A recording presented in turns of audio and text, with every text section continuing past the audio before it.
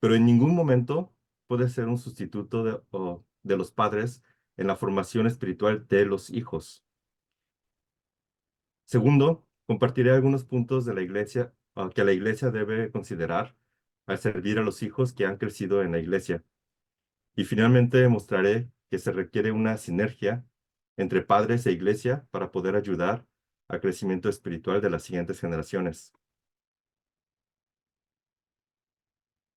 Ciertamente hay una discusión entre el porcentaje de responsabilidad entre padres e iglesia en cuanto a la educación espiritual de los hijos. El grupo Barna, una organización cristiana que se dedica a hacer estudios estadísticos sobre intereses cristianos, presentó en 2019 un resultado sobre la opinión de los pastores de diferentes denominaciones sobre quién tiene mayor responsabilidad en la formación espiritual de los hijos. La encuesta muestra que los padres son los principales responsables y luego la iglesia. Barna hace la aclaración de que hay denominaciones que en inglés se les conoce como non-mainline, no principales, que consideran que la iglesia es la principal responsable por encima de los padres. Pero aún entre las iglesias que pertenecen al non-mainline, las denominaciones más influyentes están de acuerdo que los padres son los principales responsables. Por ejemplo, Reese Plant, en la página de Nine Marks, que es principalmente de la Convención Bautista del Sur, publicó un artículo en 2022 donde indica que los padres son los principales encargados del crecimiento espiritual de los hijos. Y yo opino que los padres también deben ser los principales encargados en este crecimiento espiritual de los hijos. Cuando estudiamos Génesis, capítulo 1, versículo 28, vemos que Dios les dio la bendición, mandato a los hombres de ser administradores de la creación. Cada uno es administrador de ciertas áreas de la creación. Así el papel de los padres, entre otras muchas cosas, es encargarse del crecimiento espiritual de los hijos. Hay muchas referencias bíblicas a las que podríamos hacer para ver la responsabilidad de los padres en la educación espiritual de los hijos. Por ejemplo, una de ellas es Deuteronomio capítulo 4, versículo 9, donde Moisés exhorta al pueblo de Israel a que sean obedientes a la ley de Dios y recuerden todo lo que Dios ha hecho por ellos. Y por lo tanto les dice, por tanto, guárdate y guarda tu alma con diligencia, para que no te olvides de las cosas que tus ojos han visto, ni se aparten de tu corazón todos los días de tu vida. Antes bien, las enseñarás a tus hijos y a los hijos de tus hijos. No es Moisés o Aarón o los hijos de Aarón los que enseñan a los hijos, sino que Moisés les dice y les instruye a los padres a que les enseñen a sus hijos y a los hijos de sus hijos. Ahora, en el Nuevo Testamento vemos a los apóstoles que enseñan a a familias enteras. En Hechos capítulo 10, por ejemplo, Pedro enseñó a la casa de Cornelio y dice que el Espíritu Santo cayó sobre todos los que oían el discurso. También en Hechos 16, Pablo enseñó en Filipos y toda la familia de Lidia fue bautizada. Y después también el carcelero, a través de escuchar el Evangelio de Pablo y de Silas, los lleva a su casa y toda la familia cree en el Señor. Sin embargo, una cosa que hay que considerar del libro de Hechos es que el libro de los Hechos se enfoca en el trabajo de evangelización de la iglesia primitiva. Todos a los que los apóstoles enseñaron no eran cristianos, por lo que era necesario que la iglesia se acercara a ellos y les diera a conocer el Evangelio. Pero nuestro tema de hoy es sobre los hijos que nacen en las familias cristianas. A las familias cristianas, la Biblia nos enseña que los padres deben ser buena influencia a sus hijos.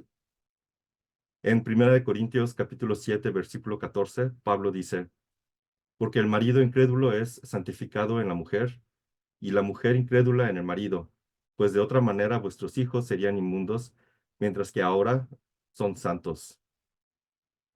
Aquí Pablo hace énfasis en la gran influencia del padre o la madre creyente sobre la familia, aunque el otro cónyuge no sea creyente. Más adelante Pablo enseña que si el cónyuge no creyente quiere divorciarse, lo haga porque no están bajo el mismo pacto en Dios. Pero eso es parte de otra discusión.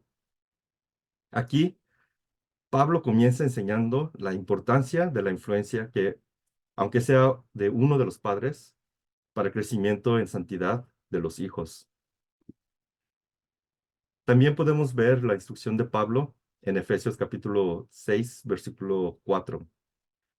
Y vosotros, padres, no provoquéis a ira a vuestros hijos, sino criadlos en disciplina y amonestación del Señor.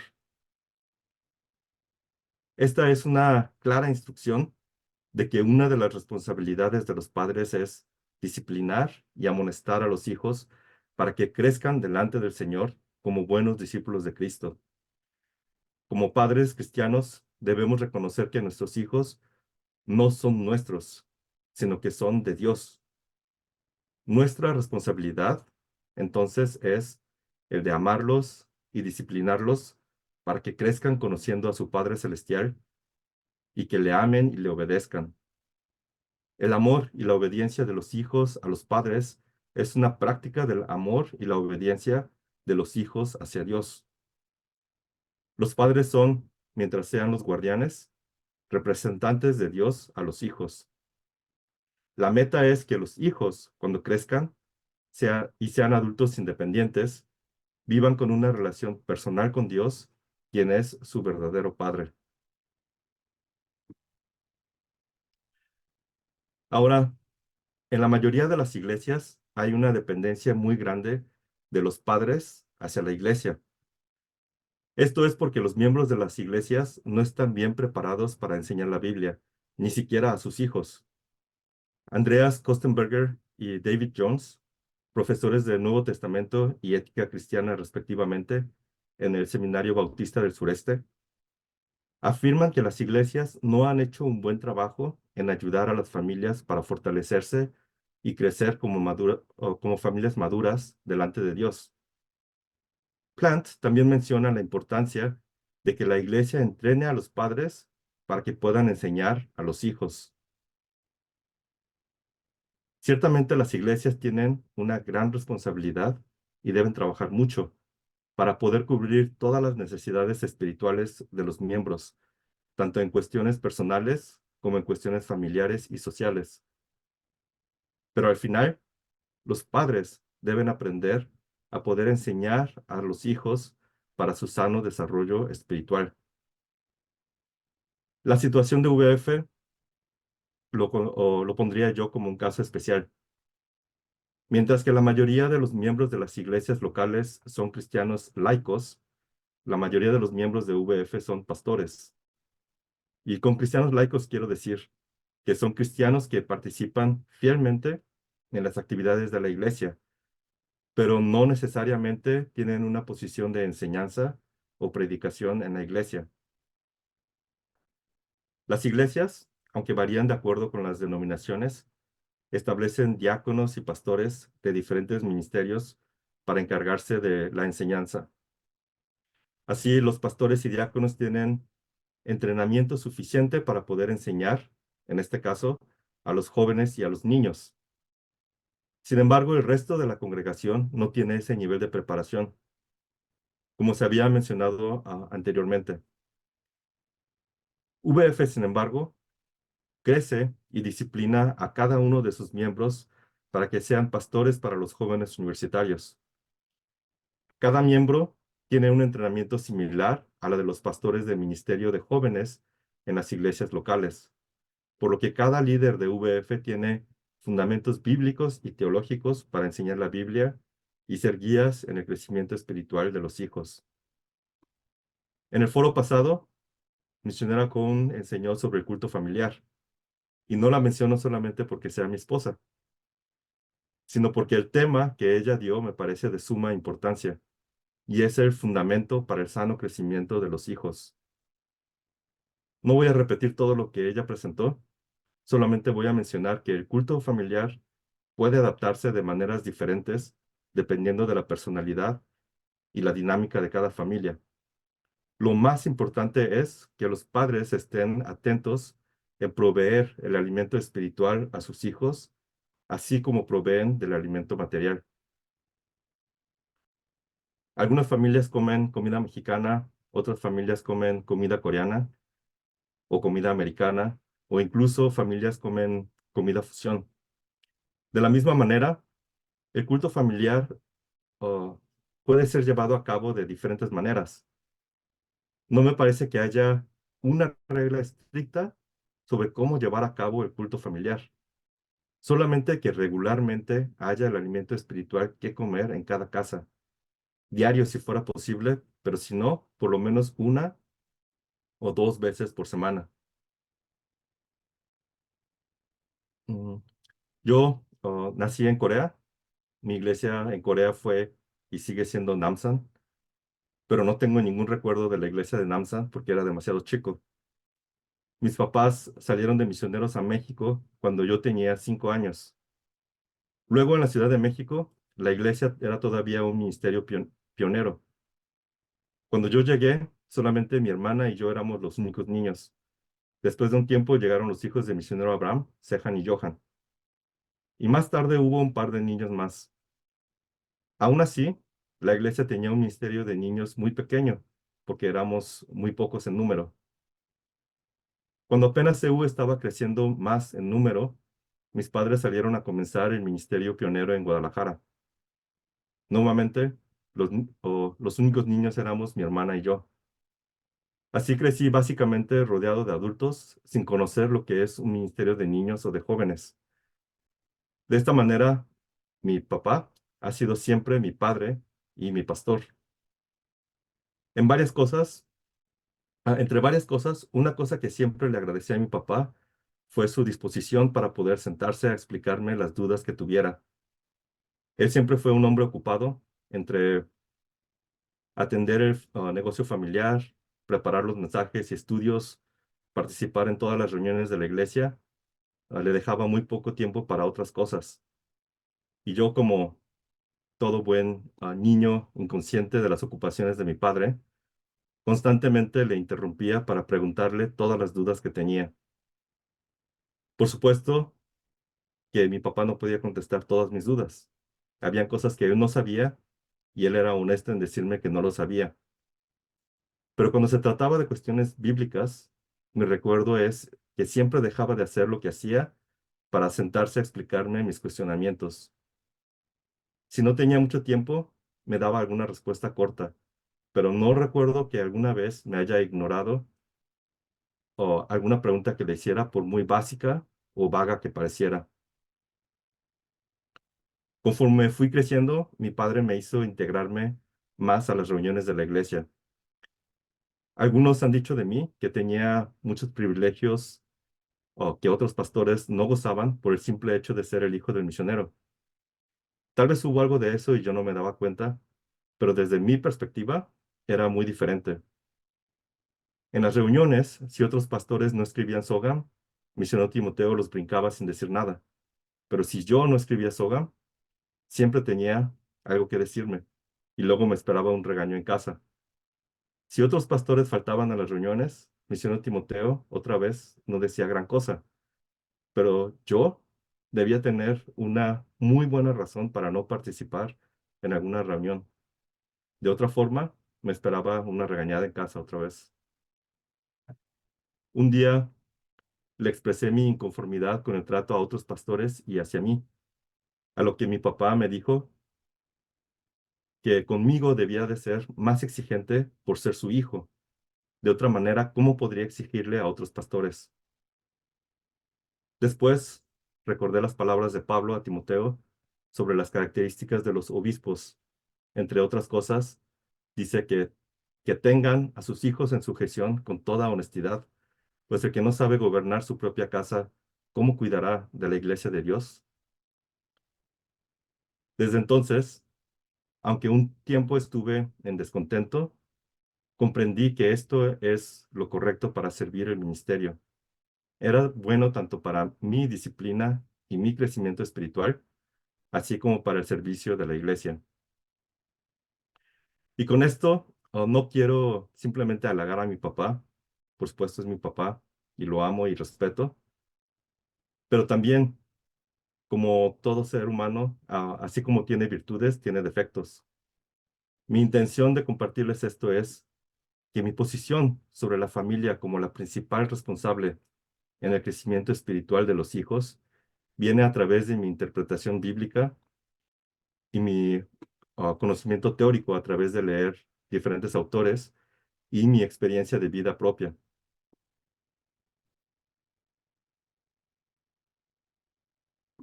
Ahora, entonces significa que la iglesia no tiene gran importancia en la vida de los chicos de las siguientes generaciones. Tampoco es esto. No quiero decir con esto que la iglesia no tiene ninguna influencia. Definitivamente la iglesia es muy importante en la vida de los chicos. Kostenberger y Jones señalan correctamente tres puntos sobre la importancia de la iglesia. Primero, la iglesia es columna y baluarte de la verdad. Es responsabilidad de la iglesia enseñar la correcta doctrina.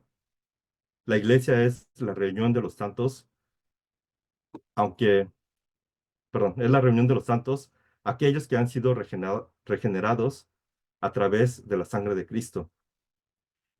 En contraste, algunas familias están formadas por creyentes y no creyentes. En VF hay algunos casos así, aunque la mayoría de las familias están formadas por pastores y misioneros. Pero aun cuando las familias están formadas por creyentes, el Señor no encargó el Evangelio a las familias, sino que la encargó a la iglesia. Segundo, Dios estableció a la iglesia para ser el lugar de alabanza, evangelización y disciplina. Estas son otras de las responsabilidades de la iglesia. Es participar como parte del cuerpo de Cristo. Como se mencionó anteriormente, la familia es el lugar donde se inician los hijos para conocer a nuestro Padre Celestial, pero es finalmente la iglesia a donde son llamados para formar parte de la familia de Cristo.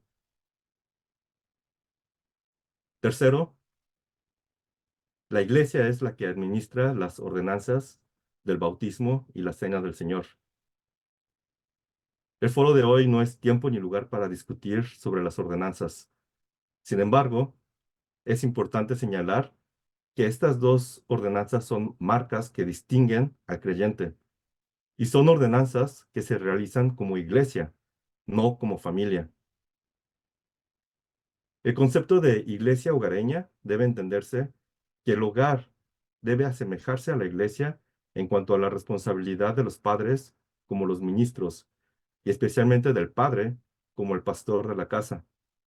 Sin embargo, no hay fundamento bíblico para decir que una familia nuclear es la iglesia. Hay excepciones, como en el caso de ministerios pioneros, donde los miembros de la iglesia son solamente los miembros de la familia. Pero eventualmente, los ministerios pioneros tendrán miembros que no son parte de la familia nuclear. Nunca fue la intención del Señor establecer la iglesia como formada por familias nucleares. Por eso es que nuestro Señor dejó a su familia y sirvió a sus discípulos. Los evangelios sinópticos nos cuentan que cuando Jesús estaba enseñando y vinieron María, la madre de Jesús, y los hermanos de Jesús a buscarle, Jesús les respondió: ¿Quién es mi madre y quiénes son mis hermanos? Y extendiendo sus manos hacia sus discípulos, dijo: He aquí mi madre y mis hermanos. Así, la responsabilidad en cuanto al crecimiento espiritual de los chicos es primero de los padres y luego de la iglesia. Pero el que la iglesia sea segundo no quiere decir que sea sustancialmente menor. Eventualmente, cuando los chicos lleguen a su mayoría de edad, serán miembros formalmente de la iglesia y el peso de la responsabilidad cambiará. Se espera que los hijos mayores de edad se vuelvan colaboradores en la iglesia.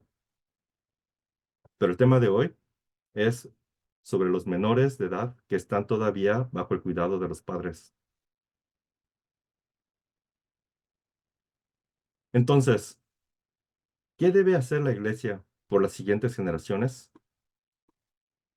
Jared Kennedy, cofundador de Gospel Centered Family, Familias Centradas en el Evangelio, hace un análisis de los modelos que han tomado las iglesias a lo largo del tiempo, y muchas iglesias siguen usando estos modelos.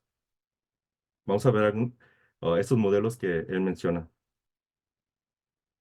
Está el ministerio programático segmentado. Aquí la iglesia hace una división entre los diferentes grupos de edades. Esta posición parece ser lógica, puesto que cada grupo de edad tiene diferentes intereses y diferentes niveles de madurez. Sin embargo, el problema de este modelo es que crea división en la iglesia, en donde los grupos de jóvenes no interactúan con los grupos de los mayores.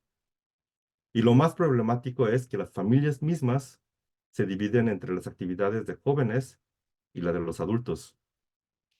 Entonces la iglesia deja de ser una familia espiritual y pasa a ser una especie de escuela dividida por grados. Está también el ministerio basado en la familia. Aquí la iglesia mantiene los diferentes ministerios de acuerdo a las edades. Sin embargo, los eventos de la iglesia son diseñados para que participen todas las generaciones en conjunto.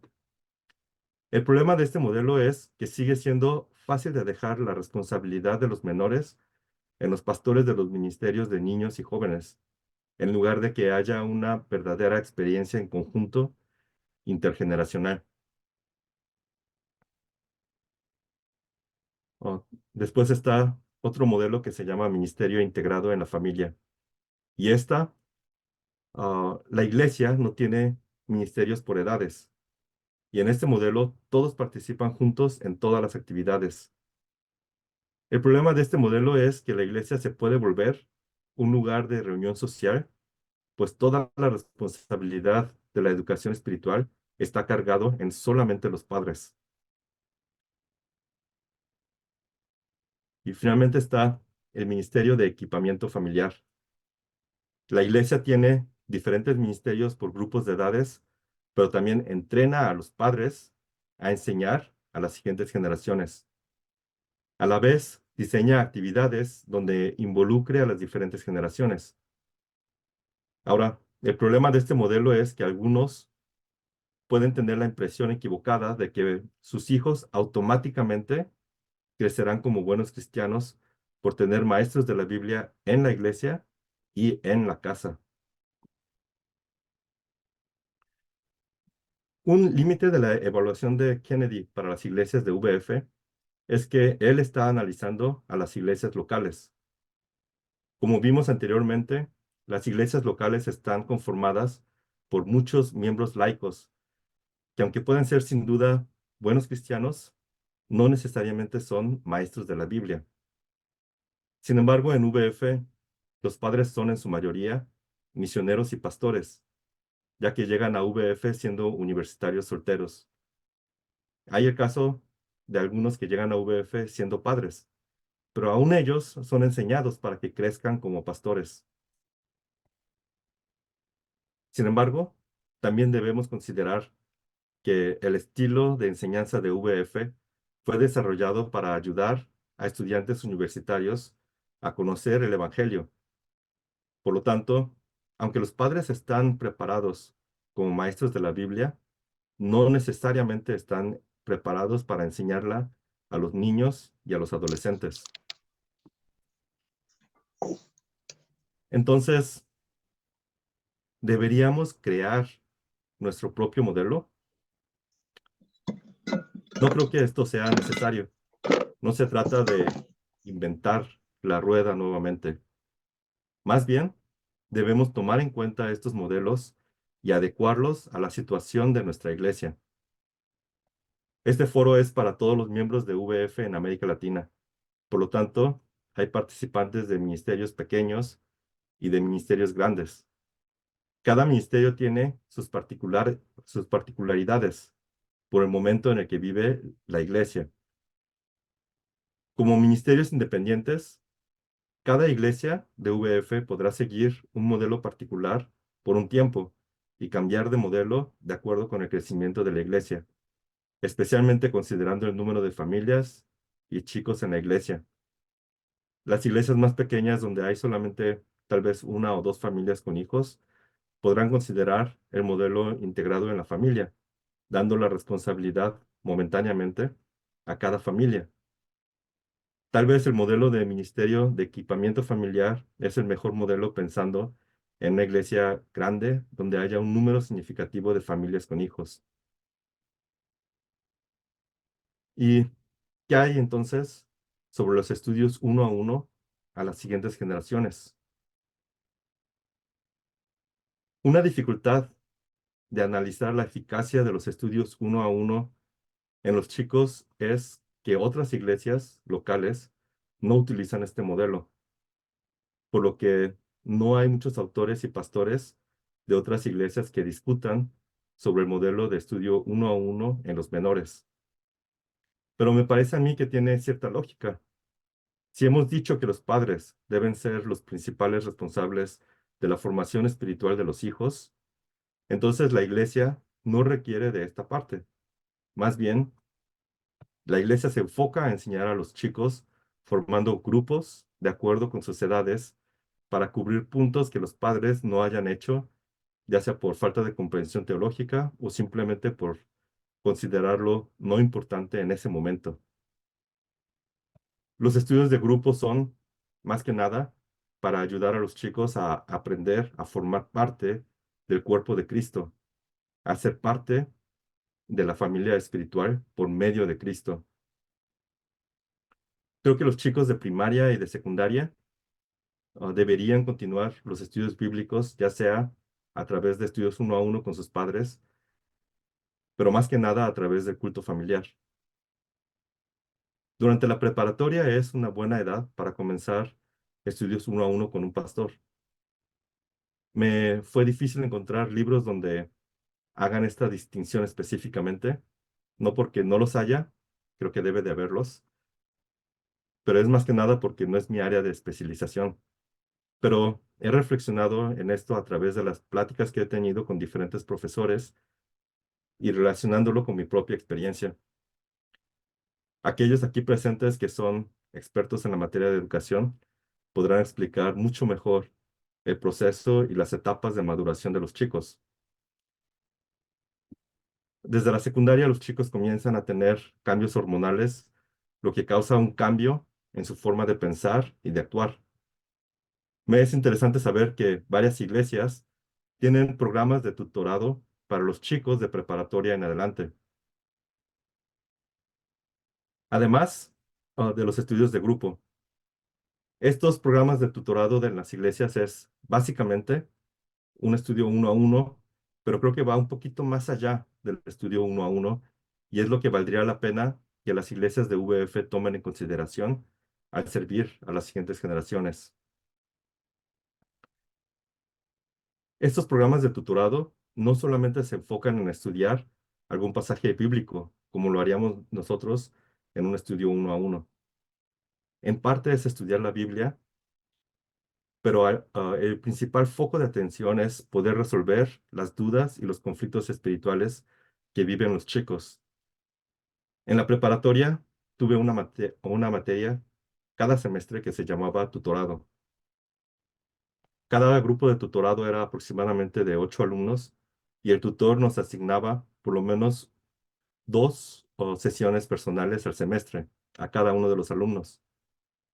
Aunque por ser una escuela secular, las sesiones de tutoría personal no pasaban más allá de preguntas como cómo me sentía y qué estaba pasando conmigo en el momento.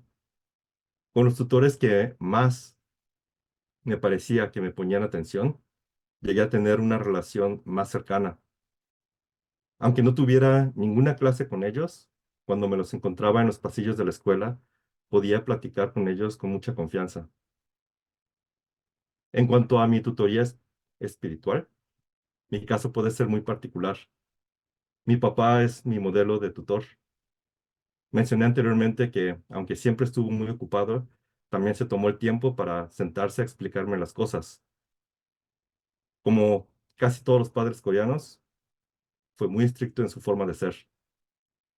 Pero dos cosas que más me ayudó cuando estuve en la preparatoria fue el que él me hizo leer libros de filosofía, que aunque debo confesar que no leí todos los libros, me ayudó a aclarar algunos pensamientos. Y cuando tenía conflictos con alguna de las ideas filosóficas, mi papá me ayudó a pensar bíblica y críticamente sobre los pensamientos de los hombres seculares. Yo sé que no todas las siguientes generaciones tienen este tipo de relación con sus padres. Cada familia es diferente y en especial cada chico es diferente. Por lo que creo que precisamente aquí es donde cabe el modelo del pastor tutor para los adolescentes. El propósito del pastor tutor, que sirve los estudios uno a uno a los chicos de preparatoria, debería ser para formar este vínculo de confianza para que puedan compartir sus pensamientos, sus dudas, sus inquietudes, etcétera. Todos los padres que tienen hijos adolescentes sabrán que hay un punto en que los hijos se distancian de ellos pensando, mis papás no me entienden, y buscan el consejo en otro lado. El problema es cuando buscan este consejo en maestros no cristianos en sus escuelas, o peor aún, en estudiantes de grados mayores que ellos. La iglesia debe proporcionar el ambiente para que el pastor del adolescente sea una persona, sea su persona de confianza. Las iglesias locales que usan este modelo les llaman propiamente tutores, porque son terceros que se interesan en el bienestar y el crecimiento espiritual del adolescente. Ahora, los pastores tutores de los adolescentes de las siguientes generaciones deben tomar en cuenta que los chicos que crecen en la iglesia son diferentes a los estudiantes que son convertidos al cristianismo. Al venir de familias cristianas, por un lado tienen un cierto grado de ingenuidad con respecto a la maldad que hay en el mundo. Pueden tener un conocimiento teórico por lo que han platicado con sus amigos y compañeros de la escuela, pero seguramente que no lo han vivido. Por otro lado, tienen un grado de conocimiento bíblico muy alto. Me atrevería a decir que en algunos casos incluso mayor a la de los recién establecidos pastores. Pero por supuesto, mayor conocimiento bíblico no quiere decir necesariamente que tengan un correcto entendimiento teológico, por lo que el pastor tutor debe estar preparado para contestar preguntas teológicas difíciles. Otra dificultad al ser un chico de las siguientes generaciones en la iglesia es que algunos no tienen un concepto claro de cuándo es su conversión. Uno de mis profesores de la maestría en divinidades en la clase de ministerio pastoral nos contó que la pregunta que él más odiaba que le hicieran en su juventud era, ¿y cuándo aceptaste a Cristo como Salvador? Esta es una pregunta relativamente sencilla para los conversos al cristianismo. Existe un antes y un después de Cristo.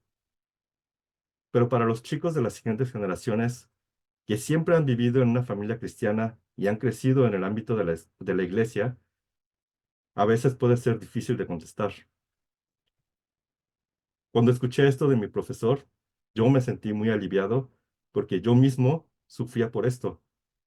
Y miren que entendí esto hasta mis 30 y cachito años, siendo que ya había servido por muchos años en la iglesia en Guadalajara.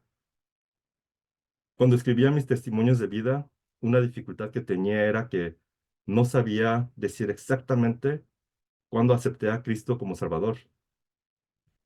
Podría contar muchas historias, en la primaria, en la secundaria, en la preparatoria, recién ingresado a la universidad o durante la universidad, al graduarme de la universidad y así. Habrá quienes tengan un momento en que dijeron, ajá, y aceptaron a Cristo como su Salvador. Pero también hay quienes, como yo y mi profesor, no tenemos un momento específico, sino que fue un proceso a lo largo de nuestras vidas.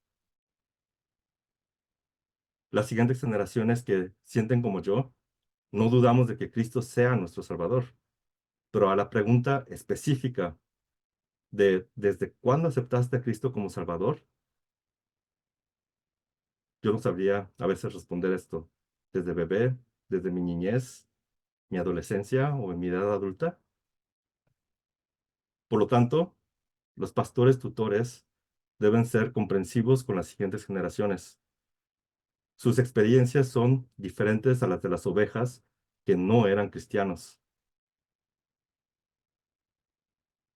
En este modelo de pastor tutor, creo que se puede extender a las siguientes generaciones que están cursando todavía la universidad. Aunque son mayores de edad, no son exentos de la necesidad de un tutor. Pero ahora el pastor tutor deberá ser mucho más maduro para poder ayudar al chico a poder dar un paso más en su vida espiritual. Ya no debería ser solamente sobre qué dice la Biblia, sino a poder formar un pensamiento y una cosmovisión teológica, especialmente que el Espíritu Santo pueda obrar en la vida de ese chico. Ya no es una cuestión de obedecer a lo que se les enseña, ni tampoco a tener una persona de confianza. Ahora es que se pueda formar como un individuo, un adulto, que madure y crezca con una fe personal en Dios. Ya no debe ser más el Dios de sus padres, sino su Dios personal. Finalmente, sería bueno que las iglesias consideren varias actividades sociales para los chicos. Si el propósito es que los chicos se unan a la iglesia como parte del cuerpo de Cristo, también debe de ver a la iglesia como un lugar donde pueden hacer amistades. Estas amistades no serán solamente amigos como en el mundo, sino que sean hermanos en Cristo por siempre. No me parece bien ni edificante para los chicos que la iglesia sea como ir a un instituto para estudiar la Biblia, pero que los amigos cercanos sean aquellos que están en la escuela. Y no es que dejen a los amigos de la escuela, pero es que los mejores amigos se formen en la iglesia.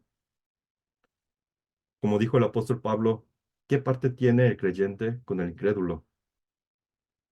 Por supuesto, no podemos forzar a que se vuelvan amigos, pero podemos generar un buen ambiente en el que puedan volverse buenos amigos. Ahora, puede haber dos problemas, por lo menos, cuando la iglesia comienza a servir a las siguientes generaciones. Uno es que los padres se desentiendan de la formación espiritual de los hijos. Comenzamos este foro haciendo hincapié en la importancia de los padres en la formación espiritual de los hijos, y luego hablamos de la importancia de la iglesia en la vida de los hijos. Así, las dos partes son fundamentales para el sano crecimiento espiritual de los hijos. La iglesia no puede tomar el lugar de los padres y la familia no es sustitución de la iglesia. Cada uno tiene su rol para ayudar a crecer a los hijos en sus diferentes facetas y etapas de su vida espiritual. Un segundo problema es, al contrario, que los padres sean demasiado intrusivos en la enseñanza de la iglesia a los hijos, en especial en el caso de los padres tutores de los adolescentes. Esto puede ser duro de decir a los padres, pero tienen que dar libertad a a los pastores tutores para que puedan ayudar a los chicos. Una cuestión es que el pastor tutor del chico puede tener o puede haber aprendido de otro pastor que tienen un estilo de enseñanza y entrenamiento diferente a que los padres crecieron. O también puede ser que los padres no conocen ciertas cosas de sus hijos que los hijos han compartido con su pastor tutor. En este tipo de casos puede haber una indignación por ignorancia hacia algún entrenamiento o comentario del pastor tutor. O puede haber algún sentimiento de celo y competencia porque su hijo ha contado cosas a su pastor tutor y no a sus padres. En este caso, los padres, especialmente si fueron no cristianos, convertidos al cristianismo, deben recordar que cuando estudiaban la Biblia con sus pastores, también les contaban cosas que no lo habrían contado a sus padres. Y esa confianza y confidencialidad entre el pastor y la oveja les ayudó a su crecimiento espiritual. Los hijos siempre quieren que sus padres estén orgullosos de ellos, y puede ser que no cuenten algunas cosas que les avergüence en frente de sus padres. Mientras que no sea un crimen o un pecado grave, los padres deben permitir que haya esa confidencialidad entre los hijos y los pastores tutores. De otra forma, no puede crecer esta relación de confianza entre hijos y pastores tutores. En el caso de que el chico confiese un crimen o un pecado grave, el pastor deberá hablar muy claramente con el chico diciéndole que esto no es una cosa que pueda quedar en secreto, sino que debe de hablar con los padres y con las autoridades de ser necesario. Debe de hablar con el chico mostrando todo el amor y el interés de hacer lo que es um, para beneficio del chico, aunque en el momento para él no le parezca. Y alguno dirá, bueno, este modelo de pastor tutor está muy bien, pero ¿qué hay de los ministerios pequeños donde no hay quien pueda ser un pastor tutor? Aquí es donde creo y espero yo entra nuestro proyecto del Club de Lectura Bíblica. Aunque por el momento hacemos las reuniones en grupo, uno de los propósitos del Comité de Segundas Generaciones es apoyar con esta parte del pastor tutor a los chicos de los ministerios más pequeños. El club de lectura surge como la puerta de entrada para poder conocer a los chicos de los diferentes ministerios. Pero ciertamente no es suficiente con el club, especialmente pensando en los chicos de la preparatoria y la universidad. Este año tendremos nuestra primera conferencia de las siguientes generaciones en América Latina. Oramos que esta conferencia sea de ayuda para conocer más a los chicos que participan con nosotros, que los chicos puedan estrechar amistades y especialmente que sea de fortaleza espiritual y edificación para seguir creciendo como líderes para las siguientes generaciones. Agradezco la confianza de aquellos padres que nos han confiado a sus hijos para que participen en el club de lectura. Y quiero aprovechar también para extender la invitación a quienes no participan en el club. También sé que hay muchos chicos que ya tienen un pastor tutor, por lo que entiendo que el club de lectura no sea tan importante. Y al contrario, podría ser un peso por ser una saturación de actividades. Y en este caso pido que, aunque sus hijos no participen con nosotros, nos tengan en cuenta en sus oraciones para poder hacer un buen trabajo para la gloria de Dios y el beneficio de los chicos que nos necesitan. Las reuniones virtuales tienen muchas limitantes. No es lo mismo el pastor tutor que está constantemente en la iglesia con los chicos que el pastor tutor que solamente está presente 1 o 2 horas a través de una pantalla. Es mucho más beneficioso el tener a un pastor tutor en persona. Pero oramos que nosotros, a través de este proyecto en línea, podamos cubrir la necesidad que algunos de estos chicos tienen.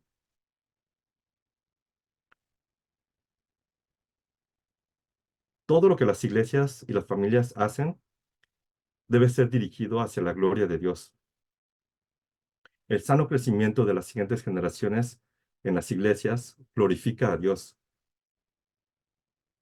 Y ayudando a los hijos a conocer a Dios, ellos reciben la bendición de poder gozar a Dios para siempre. Quiero que recordemos que la formación espiritual de los hijos comienza en la familia. La iglesia, desde los padres de la iglesia, pasando por los teólogos medievales, los reformadores, los posreformadores y la iglesia de nuestros días, exhortan a las familias a enseñar a los hijos en la palabra de Dios. Dios dio a los hijos a los padres para que se encarguen de ellos hasta que lleguen a su edad adulta. Si Dios hubiera querido que la iglesia se encargue de los niños, habría puesto alguna forma de institución desde el inicio de la creación. Por otro lado, la iglesia es el lugar de alabanza a Dios. También lo podemos ver en la Biblia. El Señor estableció a la iglesia como su cuerpo, no a las familias como su cuerpo. En la iglesia nos reunimos a adorar a Dios, tener fraternidad con los hermanos en Cristo y tener comunión con Él a través de las ordenanzas y especialmente a través de recibir su palabra. La iglesia debe ayudar a los padres a aprender cómo formar espiritualmente a los hijos. También, de acuerdo con las edades, proveer de pastores que puedan ser tutores, no sustitutos de los padres, sino un apoyo extra para el sano crecimiento espiritual de los hijos. Existen varios modelos que la iglesia puede optar en tomar. Esto será dependiendo del tamaño de la iglesia en sus diferentes etapas de su crecimiento. Lo más importante es que la iglesia sea flexible a cambiar de modelo cuando sea necesario y que tenga en mente que las siguientes generaciones que crecen en la iglesia son potenciales colaboradores en la obra. Muchas gracias.